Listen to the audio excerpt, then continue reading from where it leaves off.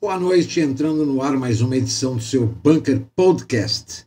Hoje, quinta-feira, dia 20 de fevereiro, eu trago um tema que é bastante relevante, que se ouve falar muito nos últimos tempos, que é sobre guerra e genocídio. Fala-se muito e sabe-se pouco.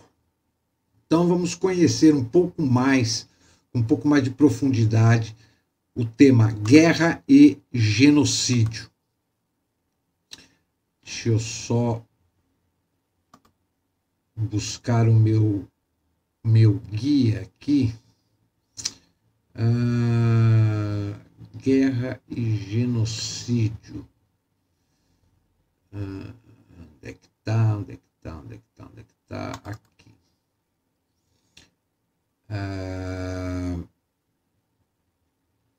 Eu vou começar falando sobre as guerras. Nós temos aí a guerra da Ucrânia, temos várias guerras espalhadas pela África e Oriente Médio, e é sabido que, pelo menos no Ocidente, Europa, Américas, a guerra armada, a guerra bélica, essa foi substituída por outros tipos de guerra. Antes de analisar o fenômeno da guerra, é interessante fazer algumas considerações sobre política, estratégia e poder. Política, estratégia e poder estão sempre conjugados em qualquer ação humana. A política é a arte de estabelecer objetivos. A estratégia, a arte de se empregar o poder para se alcançar os objetivos colocados pela política. O poder é a conjunção dos meios que se dispõem para se atingir os objetivos. O poder não é senão uma forte influência, uma influência tão vigorosa que aquele sobre o qual ela se aplica comporta-se da maneira desejada por quem a aplicou. Uma demonstração de poder visa convencer aos adversários de não ser possível eles impedirem aquele que o demonstrou de alcançar os seus objetivos. O poder nacional exerce sua influência pelo conjunto integrado de meios de toda ordem de que dispõe a nação, acionados pela vontade nacional para conquistar e manter os objetivos nacionais. O conceito se refere ao conjunto completo de ferramentas à disposição, bem como a seleção da ferramenta ou da combinação de ferramentas adequadas para cada situação, quais sejam a de meios diplomáticos, militares, políticos, jurídicos, econômicos e psicossociais. Hoje se fala de estratégia de guerra. Deve-se destacar que esta não é vista como era antigamente, somente como a arte de empregar forças militares para se alcançar um determinado objetivo estabelecido pela política. Segundo o conceito moderno, a estratégia de guerra é muito mais a arte de empregar o poder como tal, seja como força, seja como influência de qualquer outro tipo, para se atingir objetivos políticos. Quando há um choque de vontades, a arte de impor uma das vontades se traduz em uma estratégia de guerra. A estratégia militar é necessariamente uma estratégia de guerra, e quando há o emprego de violência, isto é, de meios bélicos, um dos meios específicos do poder. A estratégia militar caracteriza-se pelo recurso à violência para impor uma vontade ao inimigo. Mas a melhor arte da guerra como estratégia consiste em alcançar um objetivo político sem se recorrer ao emprego da violência. Isso pode ser conseguido através de uma demonstração de poder econômico ou de uma exclusiva demonstração de poder militar. A estratégia de guerra é, então, uma estratégia de dissuasão. Nesta, não há o emprego da força, somente a ameaça do uso da força. Ou também pode ser conseguida mediante o enfraquecimento progressivo da visão de objetivo político do adversário. Isso pode ser feito sem o emprego da força militar, mas pelo emprego do poder, através da estratégia do uso de operações psicoinformativas e instrumentos midiáticos no interior do adversário. A criação de um caos na ordenação das metas políticas do oponente pode ser o resultado estratégico de um desses novos tipos de guerra. A estratégia de guerra, a partir da qual a demonstração de poder é intensificada até o emprego real da força, é a estratégia militar.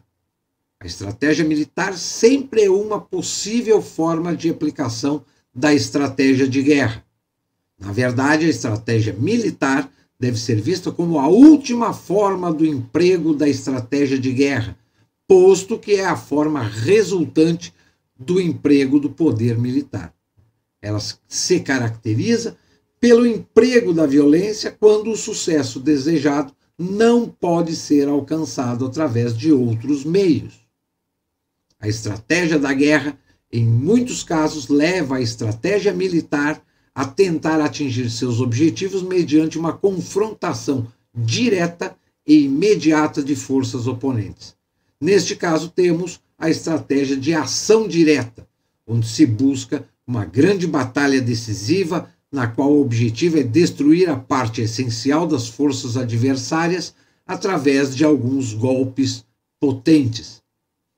Outras vezes, a estratégia da guerra levará a estratégia militar a procurar vencer pela manobra um adversário, usando o espaço e o tempo e evitando o confronto direto com a força principal do inimigo ou com as forças oponentes. Esta forma é conhecida como estratégia de ação indireta e busca desorientar o adversário, atraindo-o para uma posição mais desfavorável, sem se engajar na batalha principal. Procura desgastá-lo progressivamente de tal forma que no final da guerra ele estará exaurido. Na estratégia da ação indireta, o adversário não é decididamente derrotado, mas é vencido pela manobra. A guerra é uma forma de fazer política, ou pelo menos um meio de fazer política, já que, na verdade, a guerra é a luta pelo poder. Guerra é o estado em que vivem aqueles que lutam. Na guerra, ambos os lados buscam impor uma vontade e uma paz da sua conveniência. O recurso à violência na busca ao poder é o que tem caracterizado o conceito de guerra. Contudo, a guerra é um fenômeno muito mais abrangente que o conflito armado. Guerra só existe se houver choque de vontades. Tem que haver uma dialética de vontades. Entretanto, uma vontade não necessita obrigatoriamente de se explicitar formalmente. Influir psicologicamente não é apenas determinante no conflito político, mas também o é na guerra, que é fundamentalmente uma batalha pela alma e pela vontade do adversário. A guerra não deve ser vista como a conquista do terreno ou de determinadas posições. Apossar-se do terreno e conquistar certas posições são apenas instrumentos para se estruturarem de forma prevalente os desejos expressos na vontade de alguém sobre a vontade do outro. Enquanto esse objetivo não for atingido, a guerra não será vencida. Repetindo, o que importa são os desejos expressos na vontade de alguém sobre a vontade de outrem. Tipos de guerra. Até o século XVIII, era claro como a guerra se processava. A guerra ocorria entre dois ou mais estados nacionais, representados por duas ou mais casas reais, e normalmente eram conduzidas através de exércitos de mercenários. Mas isto mudou muito, em especial nos últimos 200 anos. Hoje, não se pode prever com certeza como se dará uma guerra em um determinado espaço e em um dado tempo. Reconhecem-se hoje 5 tipos diferentes de guerra. O primeiro, a guerra convencional. A segunda, a guerra de destruição em massa. A terceira, a guerra irregular. A quarta, a guerra assimétrica. E, por fim, a guerra híbrida. Nos estudos estratégicos, todos os diferentes tipos de guerra devem ser analisados, ainda mais pelo fato de que hoje, em um conflito, não é mais possível admitir no seu desenrolar a existência de um só tipo de guerra.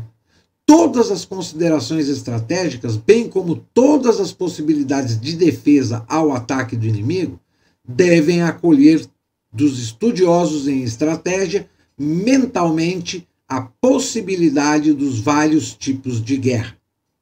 Não se deve confundir tipo de guerra com forma de guerra. As formas de guerra são a guerra com armamento usual, a guerra psicológica, a guerra econômica, a guerra radiológica, nuclear ou radioativa, a guerra biológica, bacteriológica ou virótica, a guerra cibernética, eletrônica ou informática e a guerra química. Então existem formas de guerra e tipos de guerra. São coisas bem diferentes. Vamos clarear um pouco sobre as formas de guerra.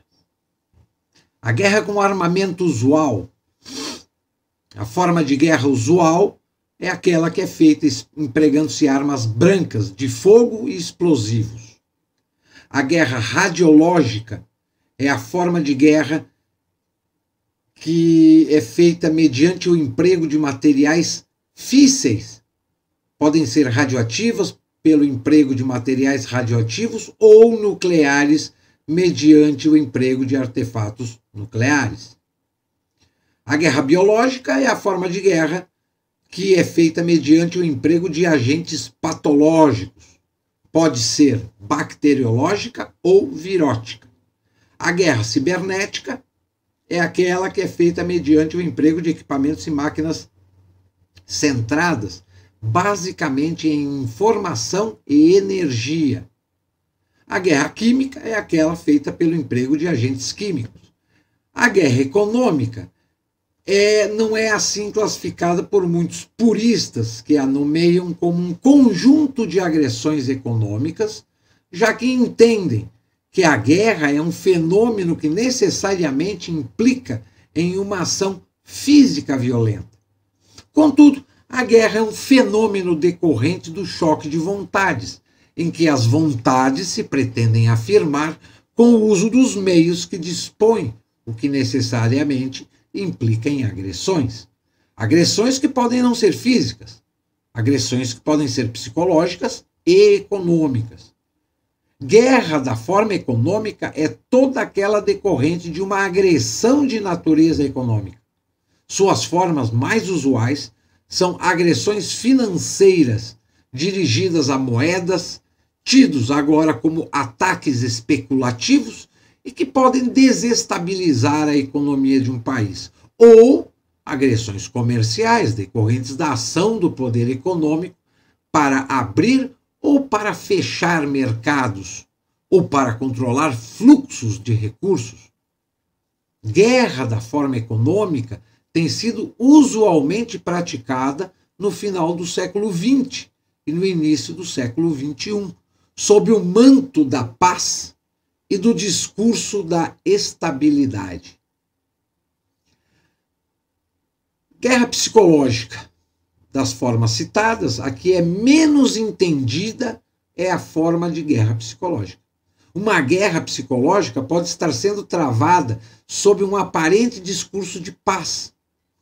Ela é uma forma de guerra que aparentemente não mata, não aleja, não machuca fisicamente. Contudo, seu poder destrutivo pode ser imenso. Para colonizar, pode subordinar, pode escravizar. E é uma forma que, quando vem sozinha, é a expressão virtual da guerra.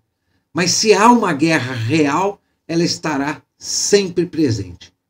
Em tempos recentes, em decorrência da influência do longo período da Guerra Fria, o estudo da guerra foi concentrado na teoria das guerras de destruição em massa. A imagem bélica da guerra de destruição em massa, em especial sua vertente nuclear, requereu diferentes planejamentos estratégicos, diferentes armamentos, diferentes organizações de unidade e, finalmente, o que não é menos importante, um diferente treinamento dos oficiais e de suas unidades, algo que normalmente manteve relação direta com os padrões convencionais.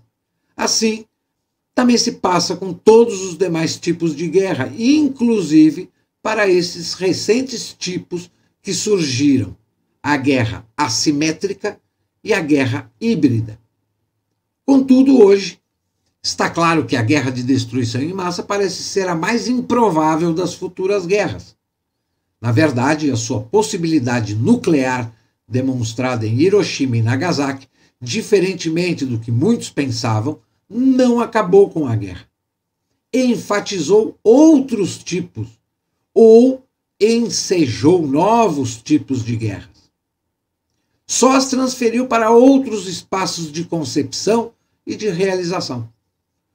Como a guerra nuclear tornou-se, de certa forma, impensável, a humanidade transferiu seus conflitos armados para as sarjetas, para as cavernas e para as florestas.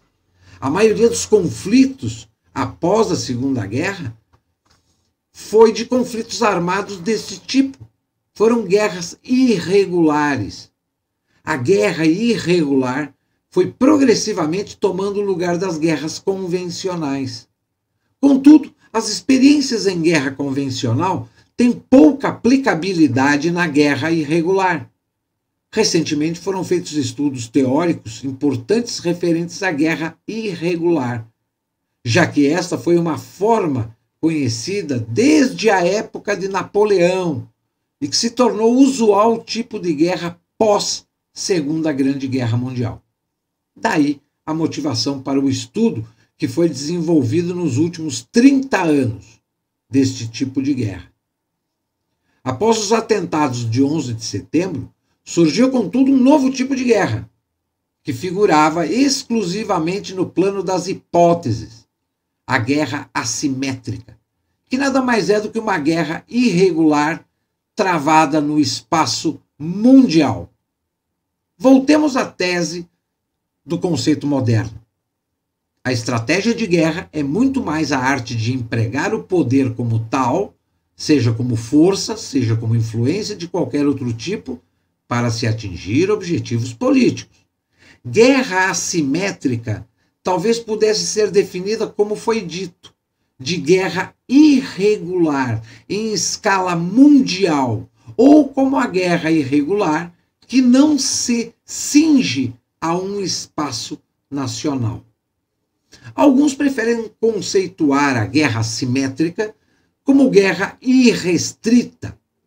A adjetivação assimétrica nos parece mais apropriada que irrestrita, pois assimétrica conceitua melhor, em nossa opinião, a guerra que é composta entre outras das seguintes assimetrias. De um lado, a simetria de poder econômico e financeiro, muitos recursos versus poucos. A simetria de capacidade bélica relativa e absoluta.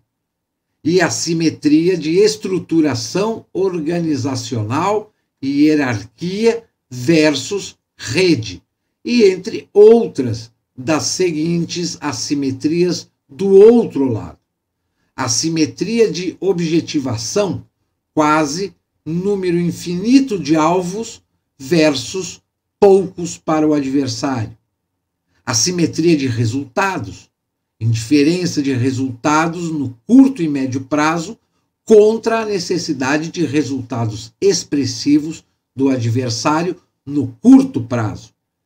E a simetria comportamental, não sujeito a nenhuma regra, inclusive admitindo o suicídio, na ação, versus o adversário preso a regras e a convenções. A guerra assimétrica, assim como a guerra irregular, é devido à sua natureza a guerra dos fracos contra os fortes, a guerra dos pobres contra os ricos. Como mostraremos, a guerra irregular e os novos tipos de guerra, híbrida e assimétrica, são fundamentalmente guerras de desgaste. Contudo, isso não as coloca obrigatoriamente como guerras defensivas.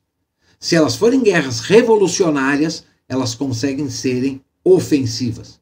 Tanto a guerra assimétrica como a guerra irregular não são apenas guerra nas sombras, elas são guerras na paz.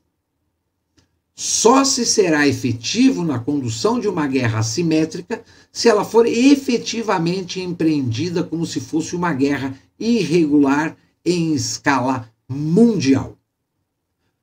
Como veremos, o mesmo se processa como uma guerra híbrida, mas que se faz em um espaço restrito, que também, em algum momento, adota as características de uma guerra irregular. E aí a questão se traduzirá numa maior determinação e numa melhor delimitação de objetivos. Seguindo o conceito moderno, a estratégia de guerra é muito mais a arte de empregar o poder como tal, seja como força, seja como influência, de qualquer outro tipo, para se atingir objetivos políticos. A guerra híbrida é o emprego do poder através de um conjunto de intervenções de toda ordem preparadas sobre um Estado nacional para exercer um fim fundamentalmente político, ou qualquer tipo de agressão organizada que procura causar dano a um Estado nacional, buscando desestruturá-lo, transformando-o em um Estado falido, com o fim de apropriar-se de seu território e ou de seu imaginário coletivo e ou ainda de seus recursos. Pode-se considerar que a guerra híbrida é um conflito no qual todos os agressores exploram todos os modos de guerra simultaneamente, empregando armas convencionais avançadas, táticas irregulares, tecnologias agressivas, terrorismo e criminalidade, visando desestabilizar a ordem vigente em um Estado nacional. Para muitos autores, a primeira ação da guerra híbrida se processa por um movimento que denominam de Revolução Colorida. Este movimento se caracteriza por manifestações que se utilizam de resistências não violentas ao governo de um Estado nacional, pelo menos no que dizem seus militantes. Apresenta-se através de um discurso democratizante, liberalizante, quase anárquico, e é apoiada por ONGs, entes do mercado, agências de inteligência externas e mídia. Essas revoluções apareceram no final do século passado, no leste europeu, nos países que faziam parte do bloco soviético, e a partir da virada do milênio aconteceram também nesses espaços já com democracias recentes, buscando a derrubada de governos pró-Rússia e a ascensão de grupos ou partidos políticos pró-Estados Unidos. Alguns autores consideram que tais revoluções foram patrocinadas diretamente pelos Estados Unidos, enquanto outros defendem que isso só foi possível devido à existência de movimentos de oposição locais ou nacionais.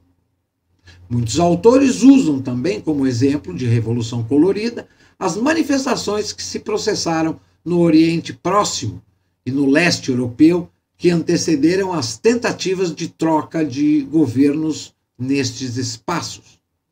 Acontece que muitas vezes a guerra híbrida encontra o Estado Nacional praticamente hibernado em um período de comodidade ou acomodação. Cônscio ou irrefletidamente sabe-se o que precisa ser feito e alterado, mas falta força de vontade ou capacidade de gestão. Então surge a figura do caos, da desestabilização e a desagregação da máquina do Estado. E como o caos leva à imprevisibilidade, muitas vezes não conseguimos perceber precisamente o que ele nos traz, fazendo com que a dúvida e a insegurança dominem todas as ações e a capacidade de reagir. Entende-se o que se busca numa guerra híbrida é a criação do caos no território inimigo. Sobre o caos há uma teoria, a teoria do caos, que estabelece que fatores insignificantes, distantes, podem eventualmente produzir resultados catastróficos, imprevisíveis e absolutamente desconhecidos no futuro. Tais eventos levariam o adversário a se defrontar com desdobramentos imprevisíveis e a perdas dos monopólios de gestão intrínsecos a um Estado nacional. Alguns autores divulgam que a guerra híbrida para a conquista do poder pode ser interpretada como a militarização da teoria do caos. E bom colocar que o caos está sempre presente em convulsões políticas, em transformações econômicas e na modificação de costumes e regras morais. Os novos tipos de guerra não têm começo. Só historicamente é que se define o tempo da guerra. Tem aí total similaridade com a guerra irregular.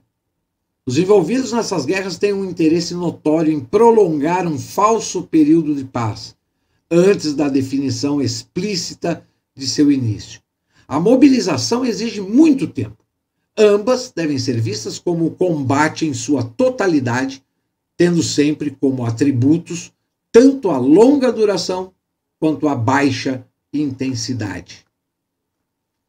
Nos novos tipos de guerra, tanto a assimétrica como a híbrida, a exemplo da guerra irregular, não deve haver uma distinção tão objetiva como existe em outros tipos de guerra, entre civil e militar, entre armas e não armas, entre espaço de guerra e espaço de paz. Uma guerra do novo tipo é uma guerra sem delineamento definido. É uma guerra de várias facetas. O novo tipo de guerra é uma guerra em que não se combate, e sim se vive. Toda guerra busca objetivos políticos. O recurso à violência na busca do poder, como vimos, caracteriza a estratégia militar. Contudo, a definição clara de um tipo de guerra é muito difícil. Mas tanto a guerra irregular quanto os novos tipos de guerra se inserem no contexto de uma rebelião ou de uma revolução. Revolução se dirige a certo objetivo, enquanto que rebelião se refere a certo comportamento. Existem revoluções sem rebeliões. E existem rebeliões sem revoluções. Revolução une credo, vontade, decisão e ação na política, e busca uma mudança integral na ordem, seja ela política, social ou econômica. Rebelião busca a fuga a uma dominação. A perda na fórmula política pode conduzir a uma revolução, ou esta pode decorrer da inexistência de desenvolvimento econômico e social. Todavia, a rebelião sempre está relacionada à tensão que deriva da percepção de que há uma privação na sociedade de bens e serviços econômicos ou de prestígio social ou de poder político. Expectativas religiosas ou de caráter nacional que não são correspondidas também podem dar lastro a uma rebelião. Os novos tipos de guerra, assim como a guerra irregular, não se dão clara e necessariamente no mesmo contexto de uma guerra convencional. Diferentemente da guerra irregular, que é normalmente revolucionária, nos dois novos tipos de guerra, tanto rebelião quanto revolução não se separam de forma nítida. Na guerra assimétrica, como na guerra híbrida, revolução e rebelião apresentam sempre uma vinculação direta. Comportamento e objetivo caminham juntos.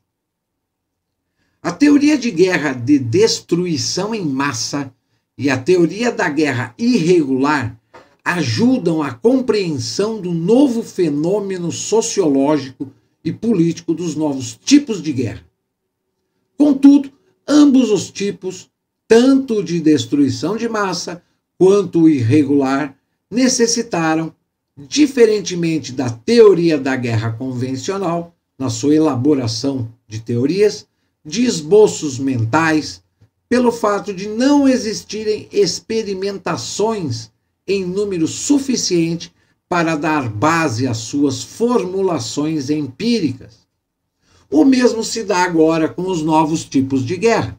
A despeito das contradições entre a guerra de destruição em massa e os novos tipos de guerra, em muitos aspectos submetidas a uma forte tensão dialética, tanto em sucessão no tempo quanto em desenvolvimento territorial, elas, apesar disso, detêm um notável paralelismo. Ambas trazem a procura do efeito de imobilização que procuram exercer sobre as forças convencionais do adversário. Os novos tipos de guerra também podem vir a anular a distância entre países grandes e pequenos. Um país como a Coreia do Norte, se provido de armas de destruição em massa, pode se colocar tão forte como a Rússia ou a China. Se tiver vontade e capacidade de conduzir uma guerra híbrida ou assimétrica, um pequeno país pode vir a se contrapor com razoável êxito contra a pretensa múltipla superioridade de uma grande potência. Um caçador de feras, munido de fuzil de alta precisão e de mira telescópica, pode ser abatido se quiser atirar numa colmeia pelo ataque de um enxame de abelhas. Basta a estas abelhas o buscarem de forma coordenada e objetiva. O que distingue a guerra irregular dos tipos novos de guerra é a periodicidade de seus atos e o teatro de operações em que ambas se desenvolvem. Enquanto a guerra irregular é travada mediante ações continuadas contra o poder constituído de um determinado país, com fundamentos políticos e com objetivos que vão ficando mais claros na medida em que ela avança, a guerra assimétrica se dá por ações mais espaçadas e no plano internacional, assim como a guerra híbrida, sendo que esta, contudo, se dirige especificamente a uma nação. Como já vimos, o objetivo da guerra é impor uma vontade. De forma mais clara, o objetivo dos novos tipos de guerra é o mesmo da guerra irregular, ou seja, exaurir o inimigo, busca desgastá-lo internamente de tal modo que com o correr do tempo ele estará enfraquecido de tal forma, não só física como psicologicamente, que se mostrará incapaz de uma volição política. O objetivo central é a imobilização operacional do adversário. A imobilização do adversário, a sua perda de iniciativa, significa sempre numa guerra o começo da vitória. Assim, o é também na guerra assimétrica e na guerra híbrida. Ao término de um novo tipo de guerra, se tem muito mais uma vitória política do que uma vitória militar. Tanto a guerra assimétrica como a híbrida é muito mais a guerra do político. Por isso, quem conduzir uma guerra do novo tipo deve procurar evitar testar diretamente o poder e buscar, ao invés disso, tirar a estabilidade, surpreender, exaurir o adversário, para desequilibrá-lo. O seu maior objetivo deve ser o de mitigar intelectualmente e moralmente, local e universalmente o adversário. Ninguém vence um inimigo mais forte pela força, mas sim devido a uma causa justa e através de uma liderança dedicada. Todo ato de guerra é um trabalho de equipe. Líder e liderados, planejadores e operadores, todos trabalham em conjunto. A ligação entre comando e execução é importante. Respeito e reconhecimento geral do comandante são fundamentais para quem exerce a liderança. A guerra assimétrica e a guerra irregular são guerras da liderança democrática. Manter a todo custo disciplina é o objetivo maior do seu líder. Contudo, é como estrategista e como tático que o líder deve exercer o seu poder. É usando o tempo e o terreno e aproveitando as oportunidades que ele se consolida na liderança. Conseguir um efeito também psicológico. Seus objetivos serão o de fazer os seus próprios objetivos políticos parecerem historicamente necessários, inevitáveis e até mesmo imprescindíveis aos olhos do adversário. A estratégia dos novos tipos de guerra é sempre a estratégia de ação indireta. O que existe em termos de estratégia nos novos tipos de guerra são os mesmos princípios gerais de estratégia militar. Surpreender o inimigo, romper a continuidade de suas forças, atacar seus pontos fracos e contra-atacar, aproveitando o esforço do adversário, permanecem elementos válidos e metas a serem perseguidas na construção e no decorrer dos combates. Os novos tipos de guerra apresentam um sentido claro para se desencadear as ações militares por parte dos militantes. As operações caminham daquelas desconhecidas e não dominadas pelos adversários, para aquelas em que eles são especialistas. Caminham da periferia para o centro. A luta pode surgir em qualquer espaço e a qualquer tempo. A liberdade para operar nesses tipos de guerra constrói a sua própria força. Liberdade vista aqui como liberdade sobre o espaço e sobre o tempo. A guerra irregular é a guerra do espaço amplo. A guerra assimétrica é a guerra do espaço ilimitado. A guerra híbrida é a guerra do espaço delimitado. Nas três não existem frentes de combate. A retaguarda não existe para elas. Nas três, o poder de fogo é menos relevante que a mobilidade. São guerras de mobilidade. Nas três, o espaço não é mantido nem ocupado. O espaço é contaminado. Mas a contaminação exige a presença do adversário. Em quase todas as condições, nesses três tipos de guerra, mais que a força, os determinantes últimos da vitória são o espaço e o tempo. O espaço e o tempo se materializam nos movimentos. Não são guerras de posição, são guerras de movimento e não de poder de fogo. Dentre estes movimentos fundamentais são os movimentos de infiltração. Os movimentos de infiltração são características centrais, tanto operacionais quanto táticas, dos três tipos de guerra. Nesses movimentos sempre estão presentes dois momentos, o de reunir e o de dispersar. Infiltração, reunião, ação e dispersão resumem um movimento desses tipos de guerra. As formas de infiltração diferem quanto à natureza e ao grau de conhecimento do terreno que os militantes possuem. A infiltração normalmente requer um terreno coberto que impeça não só a clara percepção, como a rápida perseguição pelo inimigo. Uma área urbana grande pode ser um excelente espaço para a infiltração. Florestas e zonas montanhosas se prestam muito bem a infiltrações. Em terrenos abertos, as infiltrações devem se processar no escuro. A guerra assimétrica, portanto, não condiz com o agrupamento de forças. É uma guerra com um mínimo emprego da força buscando o máximo de efeito. Na verdade, é a organização do adversário que se busca destruir. O sistema de montagem e desmontagem das bases operativas pode ser o sucesso para a condução de uma guerra assimétrica. e de uma guerra híbrida em sua forma violenta.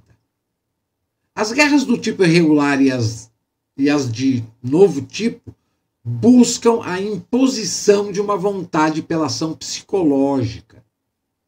Vejamos um pouco mais a respeito da guerra psicológica. Este modelo de guerra tem de ser conduzido por operações psicoinformativas, fundamentais para entender os novos tipos de guerra. Guerra de forma psicológica é feita basicamente utilizando as OPSINF. O que são as OPSINFs? As OPSINFs são as operações psicossociais. É a abreviatura de operações psicoinformativas. Operações psicoinformativas. É o significado da sigla OPSINF. São nas OPSINFs que os novos tipos de guerra se sustentam. Durante todas as fases dos novos tipos de guerra, como acontece na guerra irregular, as OPSINFs estarão presentes. O plano de propaganda é peça importante para uma guerra, mas é peça fundamental para o detalhamento das operações psicoinformativas. Este plano deve conter a identificação dos instrumentos disponíveis, alvos setoriais, áreas, indicação de caminhos, mas principalmente quais são os seus objetivos. A arte da propaganda consiste em colocar o êxito do inimigo como fracasso e nosso fracasso como êxito. Quando falamos em operações psicoinformativas, estamos falando de um conceito revolucionário que está se transformando em elemento central nas ações políticas entre Estados nacionais, nas ações de ataque e defesa que se processam tanto em época de paz quanto em época de guerra. Essas operações psicoinformativas são planejadas e envolvem ações para gerar e divulgar informações e indicadores específicos para audiências também específicas, com o propósito de influenciar emoções, fins, raciocínios, objetivos e, por extensão, o comportamento de indivíduos, grupos, organizações, coletividades e governos. O objetivo das operações psicoinformativas é o de manter em um dado espaço não só o domínio das informações, mas muito mais a administração das percepções com vistas à construção de consensos para a estruturação e desestruturação de imaginários. Os objetivos das operações psicoinformativas são o de acordar ideias ou de promover associações mentais, ou mexer com imaginários. Com as OPSINFs, busca-se formar quadros, difundir ideias, mobilizar simpatizantes, enfraquecer o poder do inimigo e sua vontade de resistir, diminuindo a sua fé na vitória. Tipos de operações psicoinformativas. Temos as operações psicoinformativas destrutivas, que desestrutura e destrói um imaginário. Temos a construtiva, que estrutura e constrói um imaginário. E tem a subversiva, que modifica o imaginário e dissuade e atemoriza o inimigo. Identificar qual é esta formulação principal é o primeiro objetivo das operações psicoinformativas. Identificada esta formulação, o principal objetivo é tentar convencer o inimigo de que a formulação central que lhe serve de motivação é falsa, mentirosa, vazia, de maior significação. Dá-se início, então, a uma operação psicoinformativa destrutiva, que objetiva abalar a vontade inimiga de defender a sua formulação principal, que tem de ser colocada como utópica, como irrealista. Deve-se anunciar repetidamente a mutabilidade e a não reversibilidade de ditas e determinadas realidades e apelar à razão, ao senso da realidade e à sobriedade das forças armadas adversárias ou de sua população como um todo. O objetivo passa a ser de tornar claro ao inimigo que uma vitória da causa, porque ele luta, vai representar para ele a repressão, pelo menos de certas esferas da sua vida, subjugação e principalmente pobreza. As munições das operações psicoinformativas: palavras, músicas e imagens. As palavras podem ser faladas ou escritas, abrangentes ou específicas, corretas ou falsificadas. As músicas podem ser de denúncia ou de exaltação. As imagens podem ser públicas ou restritas. Como exemplo de palavras, podemos citar algumas que foram utilizadas nas operações psicoinformativas conduzidas para a venda da globalização para a periferia. Os tempos da soberania absoluta e exclusiva, entretanto, já passaram. Essa teoria jamais se conformou à realidade. Estamos nos aproximando do momento em que a única escala efetiva de operações de alguma importância será a escala global. Os Estados nacionais terão que ser privados de sua soberania e subordinados à soberania de um governo mundial global. Penso que esse Estado mundial necessitará de uma polícia armada e deverá dispor de força suficiente para poder impor a paz. O povo de cada atual Estado soberano independente terá de renunciar à soberania de seu país e subordinar-se à soberania suprema de um verdadeiro governo mundial global. Eu desejo ver um governo mundial estabelecido.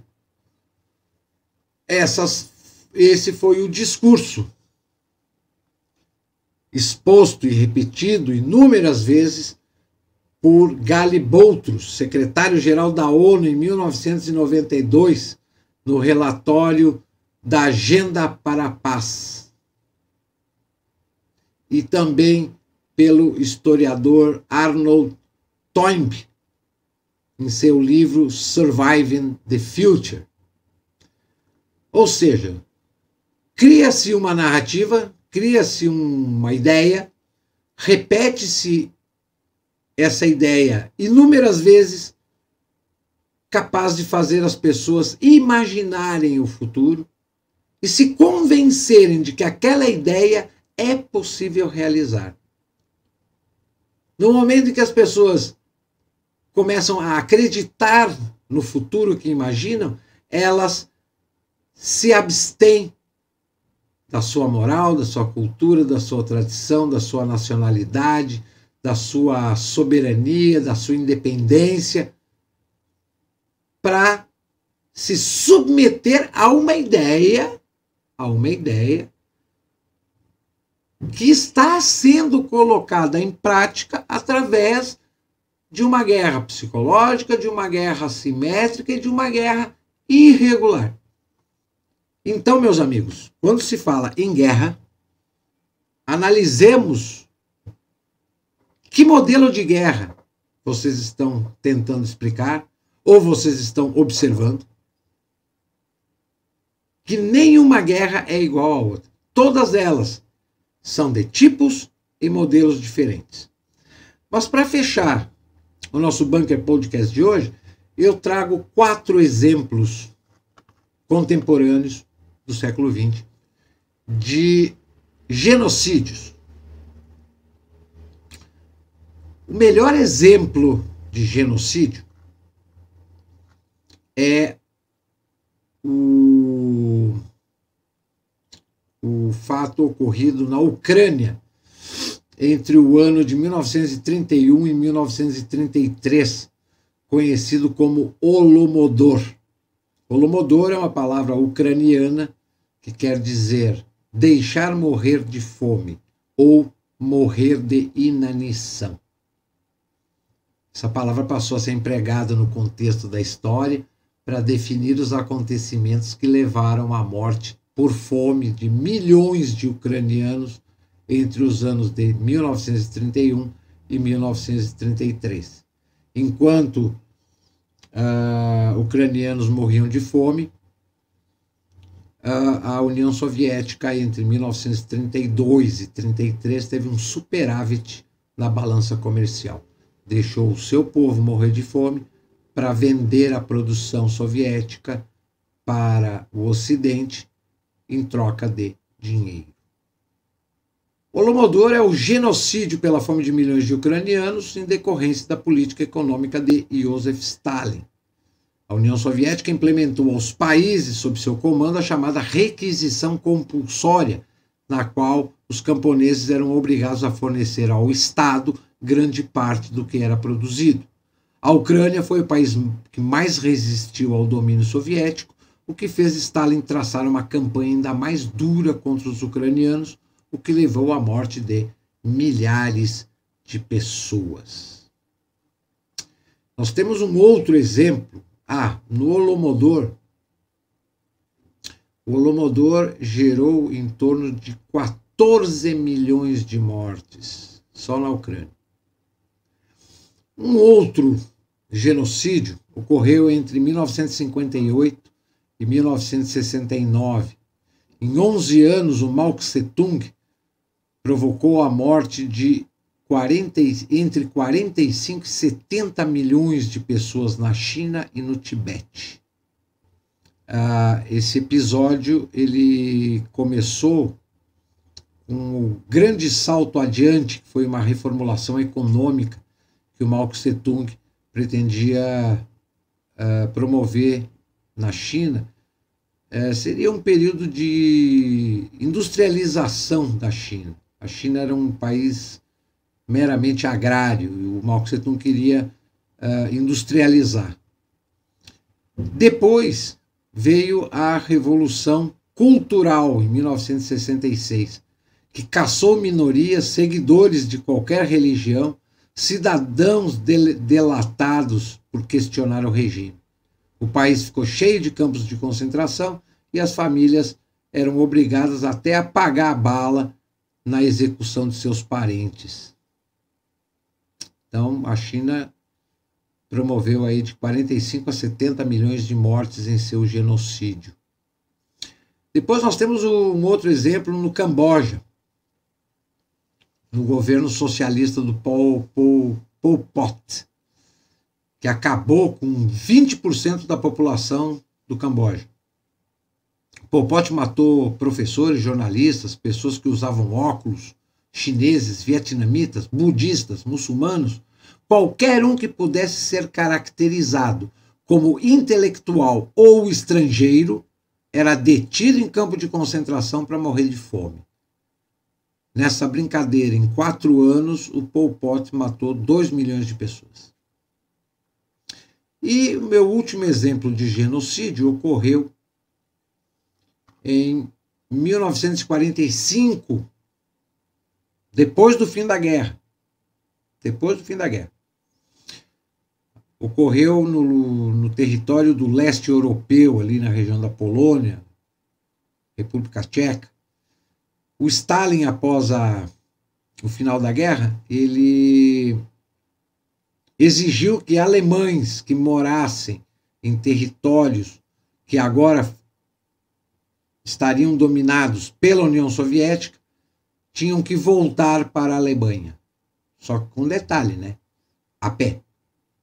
E nesse percurso dos alemães saindo dos territórios dominados pela União Soviética a pé, nessa brincadeira o Stalin matou 2 milhões de alemães pelo caminho. Então, quando se fala em genocídio nada mais é do que promover a matança de pessoas a fim de cumprir com um objetivo ou buscar um objetivo. E tem que ser em números relevantes. Pois bem, o Bunker Podcast dessa quinta fica por aqui. Eu vou voltar na próxima quinta com um novo tema aí para a gente